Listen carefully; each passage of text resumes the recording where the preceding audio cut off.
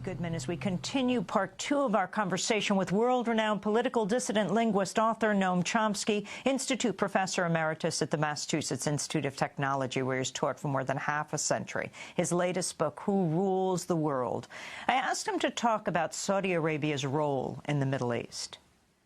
Well, there's a long history of the basic. We don't have a lot of time, but the basic story is that the United States, like Britain before it, has tended to support radical Islamism against secular nationalism.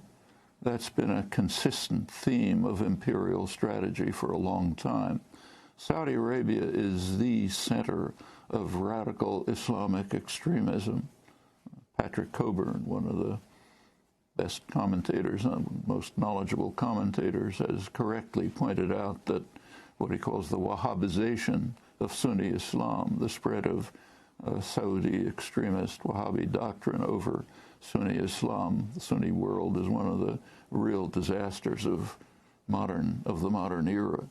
It's a source of not only funding for extremist radical Islam and the jihadi outgrowths of it, but also doctrinally, mosques, clerics, and so on, schools, madrasas where you study just Quran, is spreading all over the huge Sunni areas from Saudi influence, and it continues. Saudi Arabia itself has one of the most grotesque human rights records in the world, of the ISIS beheadings, which shock everyone. I think Saudi Arabia is the only country where you have regular beheadings. It's the least of it. Women can't drive, so on and so forth. And it is strongly backed by the United States and its allies, Britain and France. The reason, it's got a lot of oil, it's got a lot of money, you can sell them a lot of arms, I think tens of billions of dollars of arms.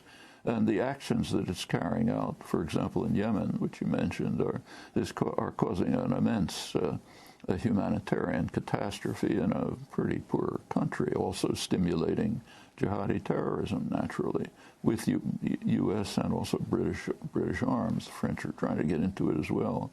This is a very ugly story. Saudi Arabia itself is,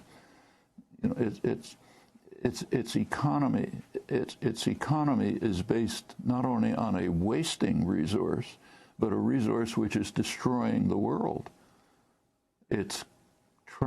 There's reports now that it's trying to take some steps, much belated steps, should have been 50 years ago, to try to diversify the economy. It does have resources that are not destructive, like sunlight, for example, which could be used and is to an extent being used for solar power. But it's way too late and probably can't be done. But it has been a serious source of major global problems, horrible society in itself in many ways, and the U.S. and its allies and Britain before it have stimulated these radical Islamist developments throughout the Islamic world for a long time. Do you think Obama has dealt with Saudi Arabia any differently than President Bush before him? Not in any way that I can see, no. Maybe nuances.